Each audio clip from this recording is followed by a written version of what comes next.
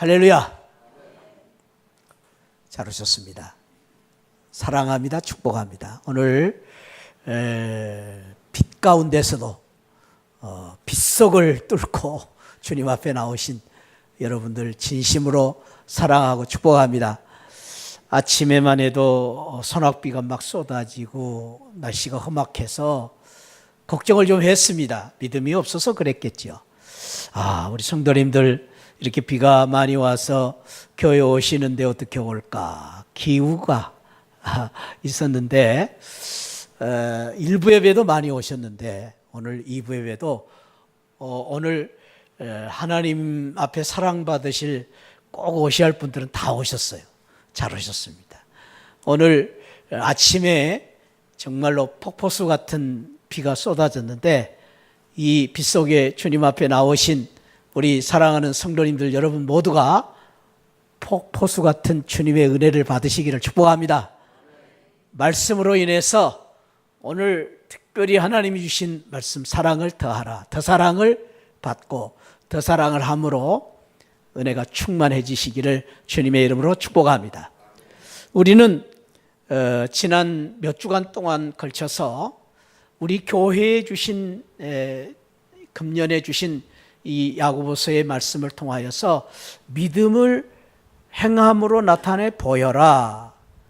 믿음을 보여라. 다른 말로 잘 믿어라 라는 이 말씀의 뜻을 우리가 생각하면서 어떻게 하면은 우리가 잘 믿을 것인가 라는 말씀을 베드로 사도의 귀한 교훈을 통해서 몇 주 동안 나누게 되었습니다. 특별히 이 베드로 사도가 주신 믿음의 정의는 우리가 잘 믿는다, 믿음이 좋은 믿음이라는 것은 무엇이냐? 그것은 예수님을 닮아가는 것이다. 특별히 닮는다는 의미가 무엇이냐? 예수님의 성품을 닮아가는 것이다.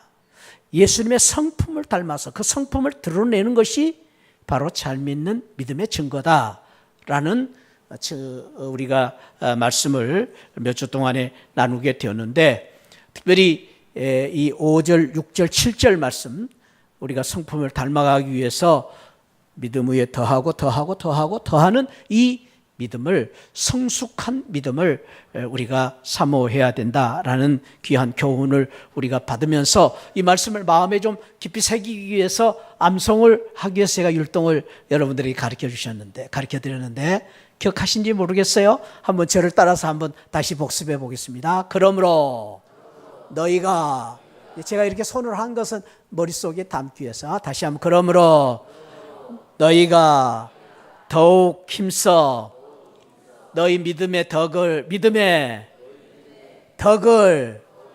덕에 지식에 절제에 인내에 경건에 형제 우애에 사랑을 더하라. 여러분 한번 해보겠어요? 율동으로 시작. 그러므로 너희가 더욱 힘써 너희 믿음의 덕에 지식에 절제에 인내에 경건에 형제 우애에 사랑을 더하라. 예, 이제 우리 안 보고 한번 해보겠습니다. 시작. 그러므로 너희가 더욱 힘써 너희 믿음의 덕에 지식에 절제에 인내에 경건에 형제 우애에 사랑을 더하라. 어떤 분들은 계속 손만 만지고 계세요. 잘하셨어요. 그래도 더하라만 하시면 우리가 기억하시면 좋겠습니다.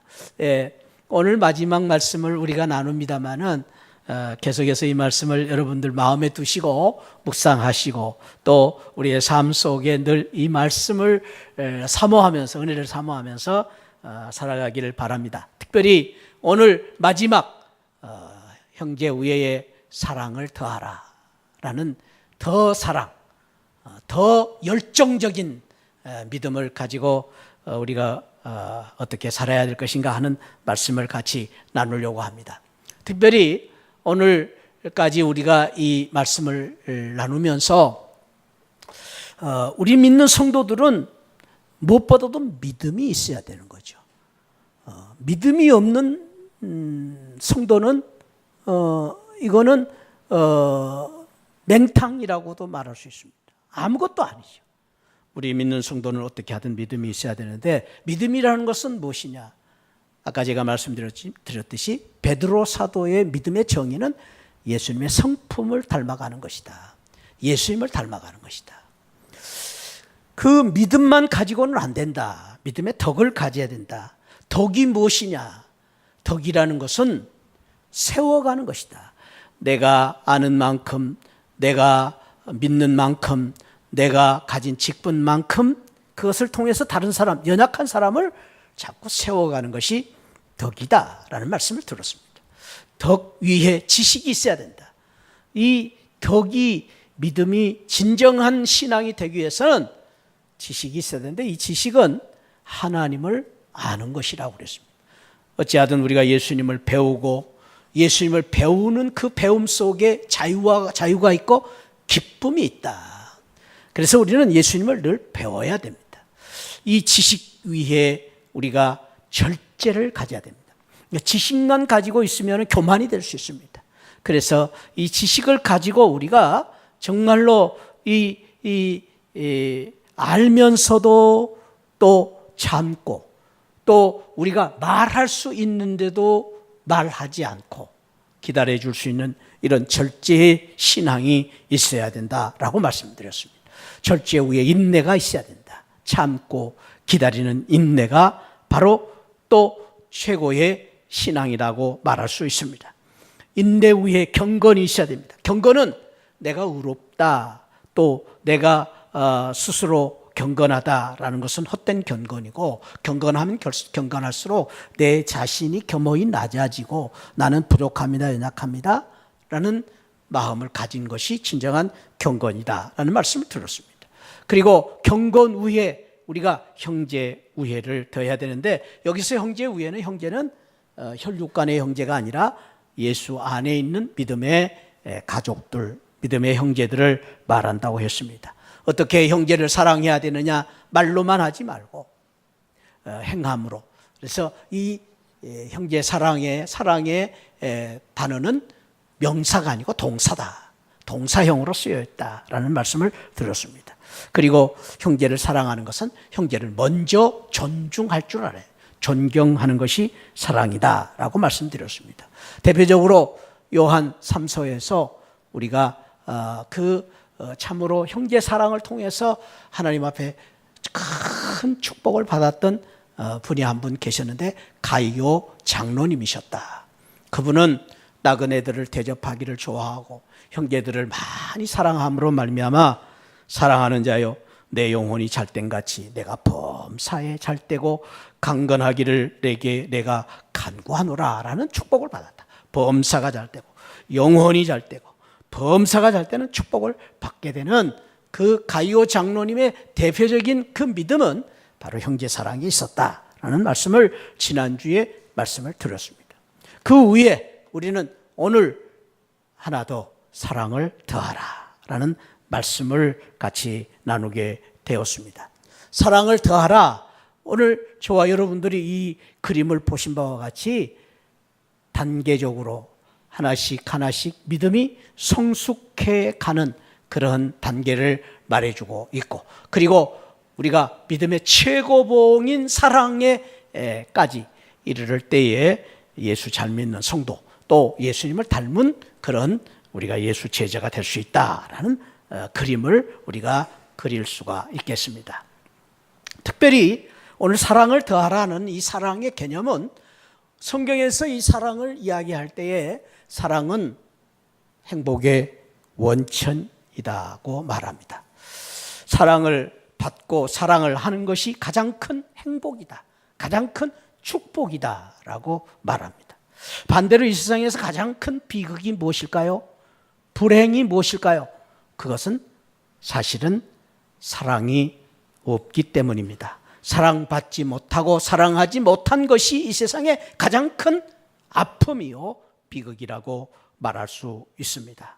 그래서 이 세상에서 배가 고파서 죽는 것이 아니고 실패해서 죽는 것이 아니라 많은 경우에 사랑을 받지 못한 상처가 너무 크기 때문에 그 상처 때문에 절망하고 그 상처 때문에 심지어 죽는 사람들이 많은 것입니다.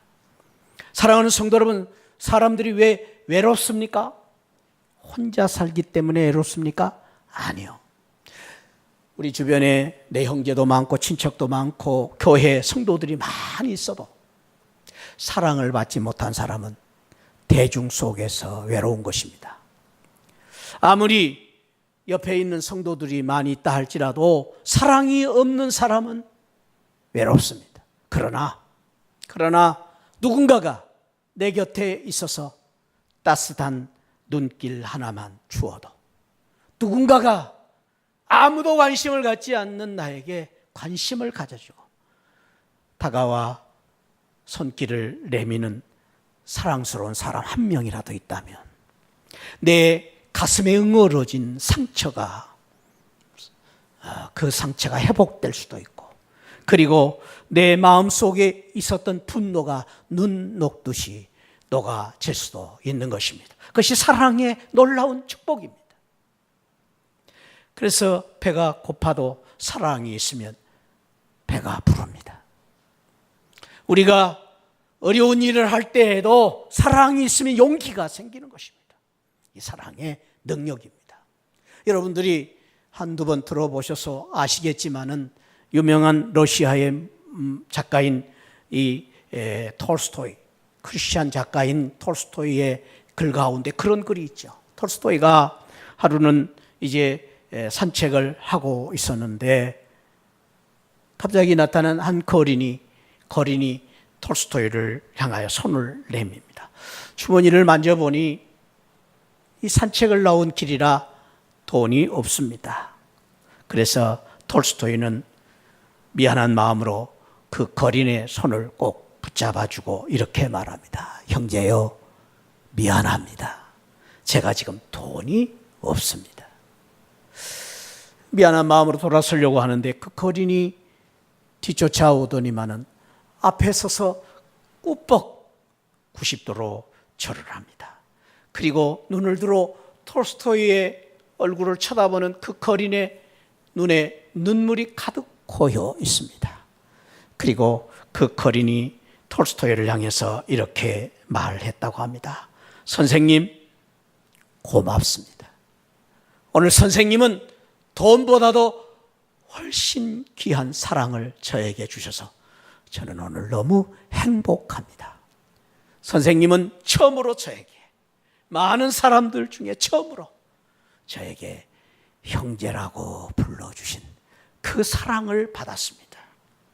그래서 저는 오늘 선생님으로부터 받은 그 사랑, 그 형제라는 그 말 한마디가 저는 돈보다도 더 저를 황홀하게 만들고 행복하게 만들어 주었습니다. 선생님 너무 감사합니다. 여러분, 이것이 사랑입니다. 돈이 있어서 사랑하는 것이 아닙니다. 우리가 무슨 키가 크다고 사랑하는 것이 아닙니다.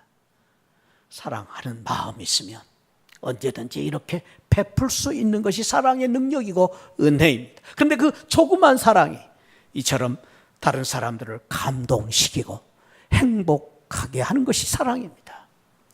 뿐만 아닙니다. 사랑은 최고의 믿음입니다. 오늘 우리가 보았듯이 베드로 사도도 그렇게 말하셨지만은 특별히 사도 요한이 이 사랑을 이야기하면서 이렇게 이야기를 했습니다. 요한 1서 4장 7절에서 사랑하는 성도 여러분, 서로 사랑합시다. 사랑은 하나님께로부터 오는 것입니다. 사랑하는 사람은 다 하나님에게서 낳고 하나님을 압니다. 사랑하지 않는 사람은 하나님을 알지 못합니다. 하나님은 사랑이시기 때문입니다. 사랑하는 성도 여러분, 하나님께서 이렇게까지 우리를 사랑하셨으니 우리도 사랑해야 합니다. 서로 사랑해야 합니다. 지금까지 하나님을 본 사람은 없습니다. 그러나 우리가 서로 사랑하면 하나님께서 우리 가운데 계시고 또 하나님의 사랑이 우리 가운데 완성되는 것입니다. 우리가 서로 사랑하면 하나님을 보는 것입니다. 하나님이 우리 안에 계시는 것입니다. 그것이 바로 우리의 믿음입니다. 믿음이 있기 때문에 우리는 서로 사랑해야 된다고 역설적으로 말씀해 주고 있습니다. 그렇습니다. 사랑은 최고의 믿음입니다. 뿐만 아닙니다. 사랑은 최고의 은사입니다.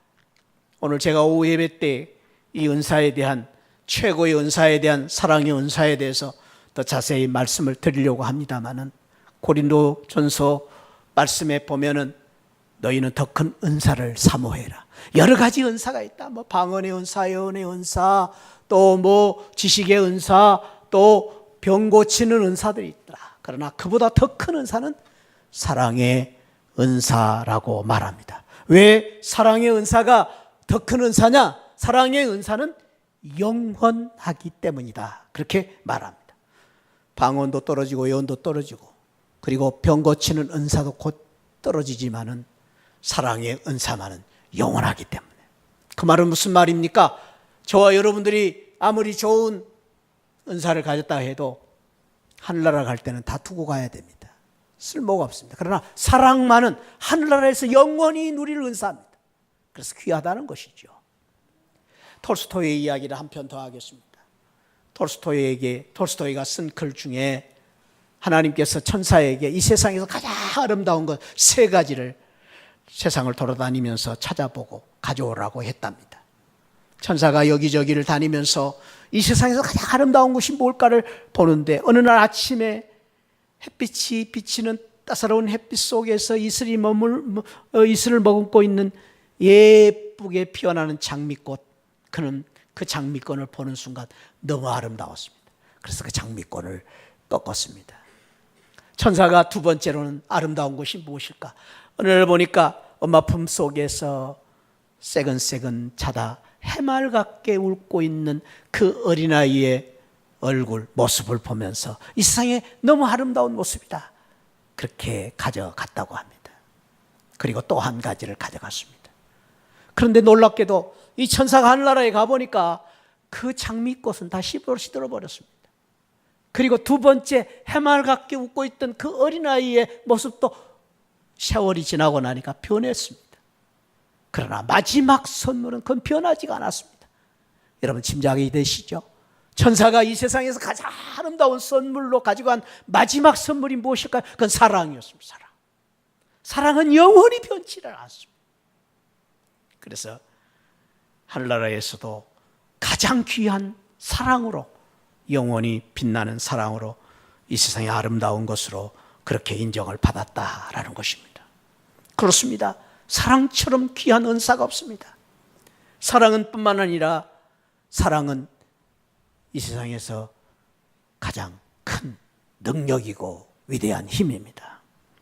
이 세상에서 우리가 살아가는데 모든 것들을 만들어낼 수 있는 그 가장 큰 그 저력은 사랑에서 나옵니다. 당신을 변하게 만드는 가장 큰 그 힘은 사랑입니다. 그리고 당신을 일으키게 만들고 당신을 세워가게 만들고 당신에게 가장 큰 용기를 주는 그 이유는 사랑에서 오는 것입니다. 사랑처럼 큰 힘이 없습니다. 사랑이 있는 사람은 다시 일어설 수 있습니다. 사랑이 있는 사람은 용기를 가질 수가 있습니다. 얼마 전에 2010년에 6월 9일 호주 한 병원에서, 종합병원에서 아이를 가진 한 어머니가 초음파 이 검사를 받고 나서 의사 선생님으로부터 참으로 충격적인 한마디를 들었습니다. 그 말은, 어머니 죄송합니다. 당신이 낳게 될 아이들이 낳자마자 죽을지도 모릅니다. 아이들이라고 말한 것은 그 어머니가 태중에 쌍둥이를 가지고 있었기 때문입니다. 얼마나 기가 막힌 일입니까? 그 아이를 낳자마자 아이들이 죽게 된다. 그 이유는 쌍둥이를 임신을 했는데 27주, 7개월도 못 돼서 8싹둥이가 아니라 7싹둥이 쌍둥이를 출산을 해야만 하는데 동생 릴리는 체중이 390g입니다. 390g. 보통 정상적인 아이들이 2kg 혹은 큰 아이는 3kg죠. 근데 390g입니다. 그보다 큰 썸머라는 그 큰 아이는 840g. 두 아이가 그렇게 미숙아로 7싹둥이 아이로 태어나게 되는데 더 가슴 아픈 것은 태어나자마자 죽을지도 모른다는 그런 놀라운 충격적인 말을 들은 것입니다. 태어나고 나서 정말로 이 두 아이들이 정말로 살아가는 것이 기적이었습니다. 어려운 것은 상황이 더 어려운 것은 동생 릴리였습니다. 390g으로 태어난 릴리.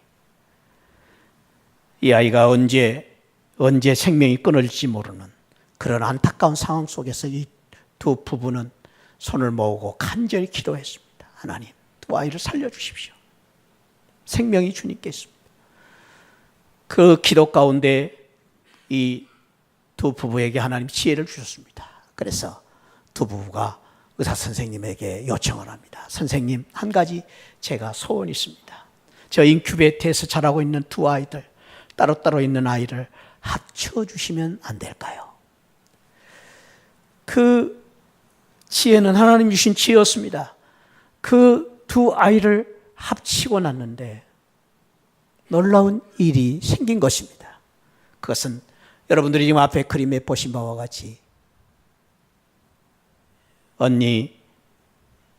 언니가 동생을 꼭 껴안는, 누가 시켜서도 아니요, 일부러 한 것도 아닌데 두 아이를 합쳐놨더니 그런 놀라운 모습이 나타난 것입니다. 거기서부터 시작이 되어서 기적이 나타난 것입니다. 언니가 600g의 언니가 300g의 아이 동생을 돌보기 시작한 것입니다. 사랑하기 시작한 것입니다. 그리고 그 사랑 속에서 놀라운 역사가 일어나고 기적이 나타나기 시작했습니다. 그래서 여러분 어떻게 됐는지 아십니까? 그 아이들이 이렇게 예쁘게 자란 것입니다. 그 사랑 속에서, 그 사랑의 놀라운 은혜 속에서. 그리고 지금도 기적은 계속되고 있다는 이런 아름다운 모습을 보여주고 있습니다. 여러분, 사랑하는 성도님, 이것이 사랑입니다. 아무것도 아닌 것 같은데, 별것도 아닌 것 같은데 내가 사랑을 할 때 기적이 나타나고 사랑을 받을 때 놀라운 힘이 생기는 것입니다. 사랑입니다. 사랑은 이처럼 위대한 것입니다. 그래서 여러분, 하찮은 물을 먹을 때도요, 사랑한다, 사랑한다, 사랑한다 물을 먹으면 이 물이 나를 배신을 하지 않고 설사도 안 하고 또 소가리도 안 하게 만들어서 건강하게 만든대요. 얼마나 감사한 일이에요. 꽃도 사랑한다, 사랑한다 하면요, 더 이뻐져요. 사랑의 놀라운 일이에요. 그래, 우리 노래도 그렇잖아요. 사랑을 하면 예뻐진다.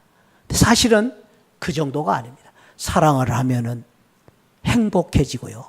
사랑을 하면 기적이 나타납니다. 할렐루야. 사랑의 놀라운 힘입니다. 우리는 이 사랑을 함으로 말미암아, 사랑을 받음으로 말미암아 오늘 주신 말씀처럼 더욱더 행복해지고 더 강한 믿음을 가지시고, 이 사랑으로 말미암아 용기를 가지시고, 사랑을 줌으로 말미암아 다른 사람을 세우고 일으키는 놀라운 역사를 만드는 복된 성도들 되시기를 축복합니다.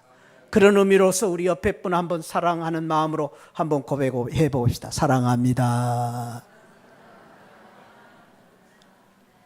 여러분, 그 말 들으니까 어때요? 기분 나쁜 사람 있으세요? 한번 손 들어보세요. 빈말이라도 좋습니다.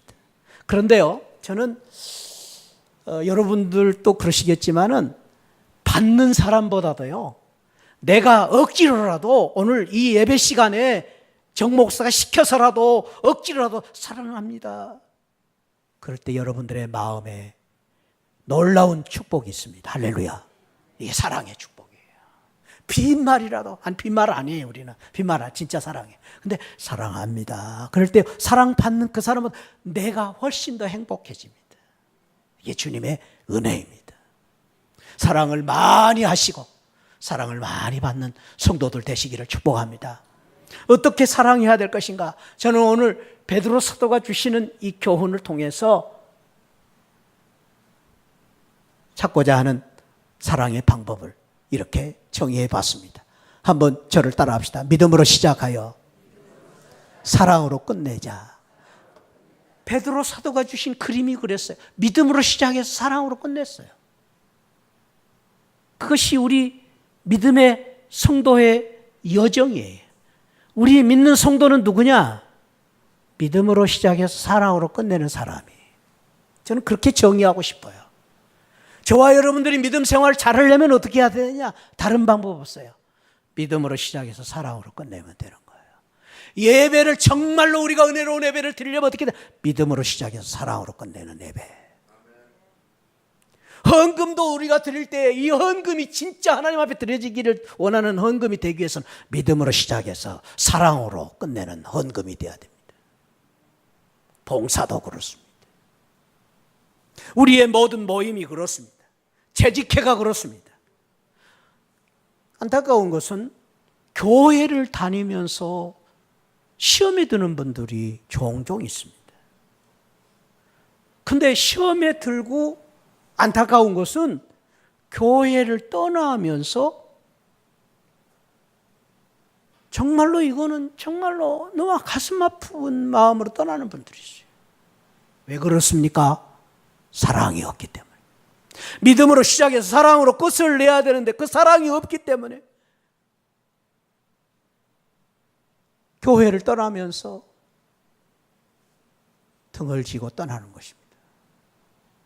어떤 교회는 재직회를 하고 나서 시험에 들어가지고 서로 싸움이 일어나고, 어떤 교회는 심지어는 교회 건축을 시작했는데 건축을 하고 나서 교회가 쪼개졌다는 안타까운 소식을 듣습니다. 아니요. 우리는 그래서는 안 됩니다. 우리가 정말로 주님을 잘 믿는 성도라면 믿음으로 시작해서 사랑으로 끝을 내야 됩니다. 우리 목장 모임도 그렇고 찬양대 우리 연습도 그렇고 찬양도 연습을 해놓고 왜 시험에 듭니까? 사랑이 없기 때문입니다. 아니요. 이제부터 우리 시안을교회는 모든 것을 믿음으로 시작해서 사랑으로 끝을 내는 모임들이 되시고, 믿음으로 시작해서 사랑으로 끝나는 봉사가 되시고, 믿음으로 시작해서 사랑으로 끝나는 직분이 되시고, 믿음으로 시작해서 사랑으로 끝내는 헌신이 되시고, 기도가 되시기를 주님의 이름으로 축원드립니다. 믿음으로 시작해서 사랑으로 끝을 내야 됩니다.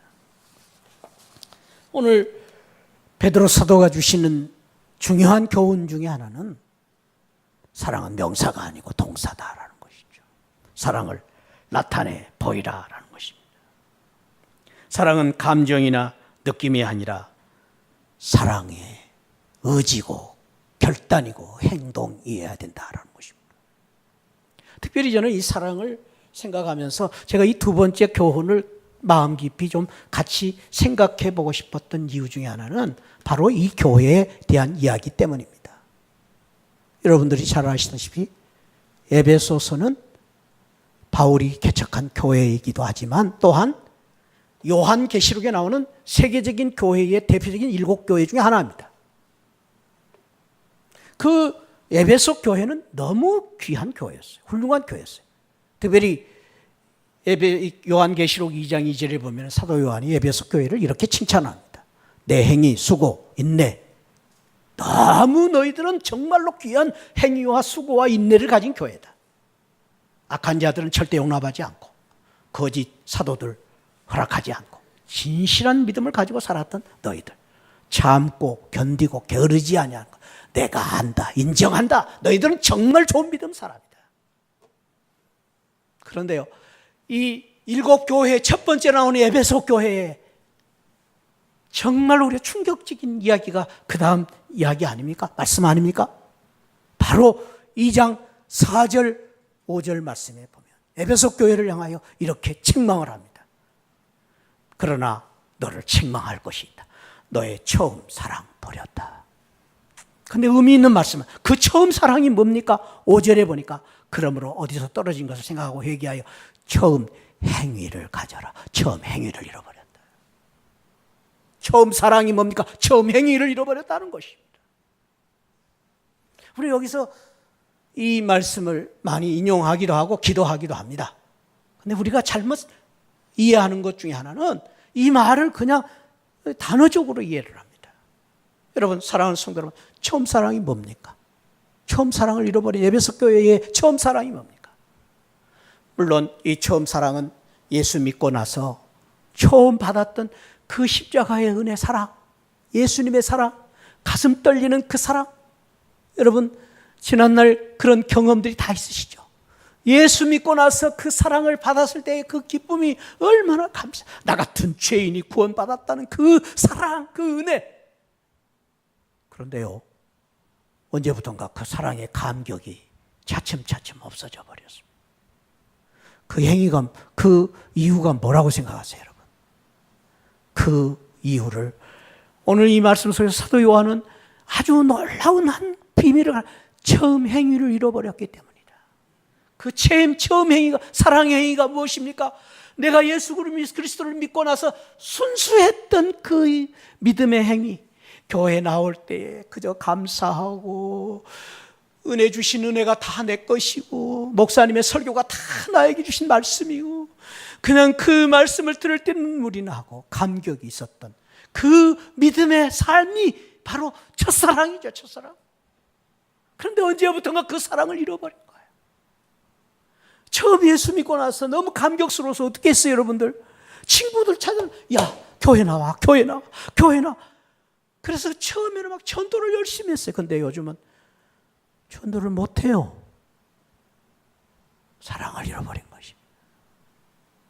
에베소 교회의 가장 큰 문제는 그 사랑의 행위를 잃어버린 것입니다. 축복합니다. 오늘 경고하기를 너희들이 회개하라. 그리고 떨어진 것을 생각하고 회개하고 돌이키라. 그렇지 않으면 촛대를 옮겨버린다. 촛대는 성령을 거두어 가시겠다는 말씀. 교회에 주신 영광과 축복을 거두어 가시겠다는 말씀. 오늘 이 말씀을 마음에 담고 저와 여러분들이 첫사랑을 회복하시기를 축복합니다. 그 첫사랑은 우리가 처음 가지던 그 순수한 사랑의 봉사, 섬김. 교회 처음 오니까 나는 막내였잖아요. 그렇게 섬기는 거예요, 교회를. 언제부터 내가 올라가 있습니까? 높아졌습니까? 아니요. 처음 사랑으로. 나는 부족하다, 연약하다, 죄인이다. 첫사랑으로. 돌아가시기를 주님의 이름으로 축복합니다. 그럴 때 여러분들의 진정한 믿음의 감격과 은혜와 기쁨이 넘치게 될 줄 믿습니다. 무엇보다도 우리가 사랑을 더하려면 어떻게 해야 되느냐? 예수님의 사랑을 붙잡아야 됩니다. 특별히요, 오늘 형제 사랑을 더하라. 지난번에 말씀드린 필라델피아라고 말씀드려요. 형제 위에는. 근데 필라라는 말은, 필라오라는 말은 인간적인 사랑이라고 그랬죠. 형제, 내 의지와 내 노력으로 하는 사랑입니다. 그런데 오늘 여기 사랑을 더하라 마지막 사랑은 아가페오라고 말했습니다. 아가페오. 아가페 사랑. 아가페 사랑은 에로스 사랑은 남녀의 사랑이고 필라오 사랑은 형제 간의 사랑이고 아가페 사랑은 하나님이 우리를 사랑한 사랑이. 무한하신 영원한 무조건적인 사랑. 근데 오늘 베드로 사도는 우리에게 이렇게 말합니다. 너희가 믿음으로 시작해서 사랑으로 끝을 내려면 정말로 너희들이 잘 믿는 성도가 되려면 아가페 사랑을 하라는 거예요. 필라오 사랑 갖고 안 된다는 거죠. 형제 사랑으로 끝내지 말라는 거예요. 아가페 사랑을 하라는 거예요. 그 아가페 사랑이 무엇입니까? 예수님의 사랑입니다. 우리는요, 이 사랑의 문제 앞에서 늘 부족하고 나간 것은 우리 사랑의 한계 때문에, 사랑의 한계 때문에 너무나 계산적이고 이기적이고 내 중심적인 사랑한다고 하는데도 자꾸 한계가 있어요. 뛰어넘지를 못해요. 거기에서 베드로 사도는 말해요. 그것을 뛰어넘기 위해서는 예수님의 사랑을 가져야 된다. 예수님의 사랑을 붙잡지 않으면 안 된다. 이 더하라는 말은 너희들이 가만히 있으면 저절로 시간이 가면 되는 것이 아니고, 내가 집사가 되고 권사가 되었다고 되는 것이 아니고, 더하라는 말은 끊임없이 몸부림을 치면서 붙잡고 노력을 해야 된다는 거예요. 예수님의 사랑을 받고 예수님의 사랑을 나누기를 위해서 붙잡고 노력해야 된다. 그렇지 않으면 안 된다는 거예요. 그러기 위해서 저와 여러분들이 먼저는 예수님의 사랑을 받아야 됩니다. 은혜를 받아야 됩니다. 할렐루야. 그 풍성한 사랑을, 예수님의 아가페적인 사랑을 많이 받으면 받을수록 저와 여러분들이 그 사랑을 나누는, 사랑을 더하는 성도가 될 줄 믿습니다. 여러분, 오늘 또 저와 여러분들이 그 사랑 앞에, 예수님의 사랑 앞에 서시고 예수님의 그 사랑 앞에서 다시 한번 저와 여러분들이 힘을 얻으시고 위로를 받으시고, 다시 저와 여러분들이 참으로 새로운 그러한 귀한 믿음을 가지고 예수님의 그 큰 사랑을 나누는 복된 성도들이 되시기를 축복합니다. 저는 이 사랑을 받았던 한 성도에 대한 이야기를 하고 마치려고 합니다. 일본 선교를 갔던 선교사님의 이야기입니다. 일본은 우리나라보다도 100년 전에 선교가 시작됐습니다. 우리나라보다 선교 역사가 훨씬 깊은 나라입니다. 그래서 그 100년 전에 선교가 시작됐고, 특별히 이 선교 복음이 들어온 후에 17세기 일본은 가장 극렬한 복음에 대한 핍박 탄압이 있었을 때에 로드리고라는 한 선교사가 일본에 선교를 하러 들어오신 것입니다. 그분은 순수한 복음을 사랑하고 복음을 전하기 위해서 오신 것이 아니라, 사실은 그 일본에서 그 핍박 속에서 핍박을 이기지 못하고 환난과 핍박을 견디지 못해서 배교한 자기의 가장 존경하는 스승 페라일이라는 주교에 대한 배교 소식을 듣고, 아니 세상에 그럴 수가 없다. 세상 모든 사람이 그래도 우리 선생님만은, 그 페라일이 선생님 주교만은 절대로 배신할 뿐이 아니다. 확인하러 일본을 온 것입니다. 왔더니 그가 들었던 것보다도 훨씬 더 어려운 그런 상황이었습니다. 이미 일본은 1596년 10월 19일 스페인 무역선이 좌초하여 걸려있는 그 무역선에 타고 있는 기독교인 26명을 처참하게 죽이는 소위 26인 성인 사건이 일어남과 동시에 1627년에는 기독교 신자들을 발가벗기고 칼로 베어서 그 상처에 뜨거운 유황물을 20일씩 붓고, 그리고 뜨거운 유황 온천 속에 집어넣어 죽이는 이런 처참한 극렬한 핍박을 가해 오는 그러한 일들을 보게 되었습니다. 이 로드리고 이 선교사는 일본에 도착하자마자 동물들이나 살만한 지푸라기 움막 속에서 피신해서 생활을 하기 시작했습니다. 모국에서 누렸던 그 안란한 침대, 그리고 그의 생활을 하나씩 무참하게 벗기면서 처참한 그는 이제 선교사로서의 삶을 시작합니다. 그러나 그보다 더 그가 힘들고 어려웠던 것은 매일 밤마다 저 바닷가에서 십자가에서 달려서 밀려오는 그 바닷물 속에서 점점점 죽어져가는 성도들의 부르짖는 기도 소리, 그리고 찬송 소리, 그 소리가 귀에 들려올 때마다 잠을 이루지 못하고 괴로워하고 살아야만 했습니다. 기독교인들을 귀를 뚫어서 거꾸로 매달아서 피가 그 귀로 흘러내리도록 해서 죽이는 그런 비참한 구멍 매달기 고문, 그리고 더 괴로운 것은 예수님을 팔아넘긴 가룟 유다가 거기에 있는 것입니다. 그래서 그 기독교인들을 밀고를 해가지고 자기 출세를 위해서 기독교인들을 팔아서 돈을 벌고 있는 배교자들이 있어서 이 로드리고 선교사는 더 가슴이 아프고 미어지기 시작했습니다. 아니, 그보다 더 큰 고통은 그렇게 많은 성도들이 그 고문 가운데서 울부짖고 그렇게 기도를 하는데도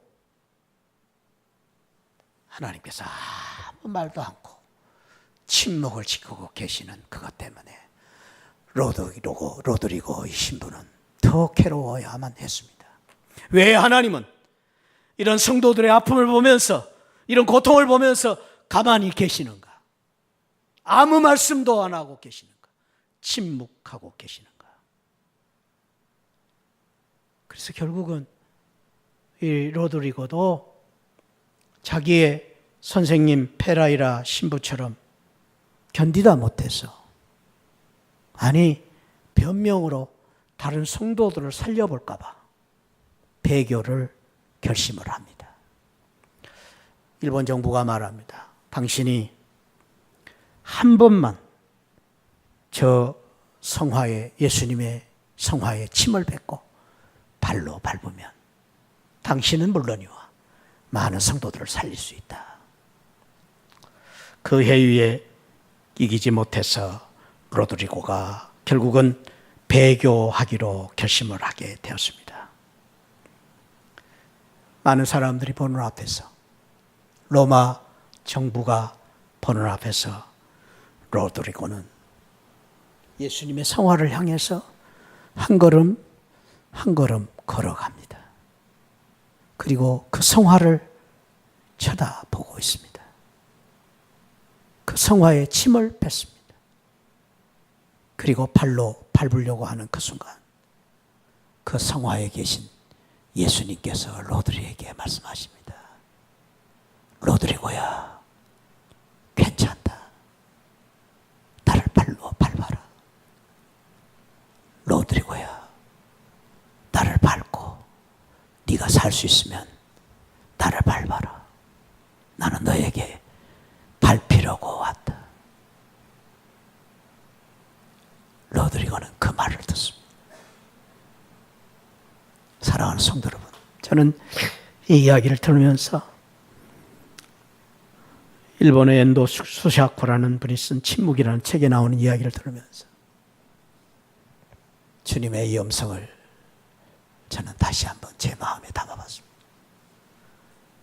사랑하는 성도 여러분, 오늘 또 주님은 저와 여러분들에게 말씀하십니다. 괜찮다. 나를 밟아라. 나를 이용해라. 괜찮다. 그런데 사랑하는 성도 여러분, 주님은 우리를 괜찮다고 하는데 왜 우리는 괜찮지 않습니까? 주님은 우리를 된다고 말하는데 우리는 왜 안 된다고 말합니까? 주님은 우리를 용서해 주셨는데 지금까지 몇만 번씩 용서해 주셨는데 왜 여러분들은 무엇 때문에 옆에 계신 분을 용서하지 못합니까? 주님은 우리를 그토록 사랑해 주셨는데 왜 여러분들은 사랑이 없습니까? 주님 오늘 또 저와 여러분들을 향해서 말씀하십니다. 괜찮다. 너 실수해도 괜찮다. 괜찮다.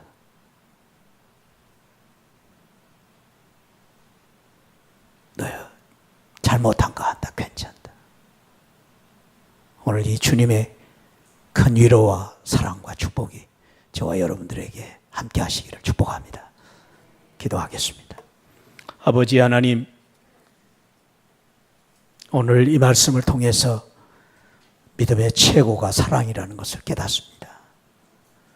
잘 믿기 위해서 더 사랑하게 하여 주옵소서. 아버지, 괜찮다. 괜찮다.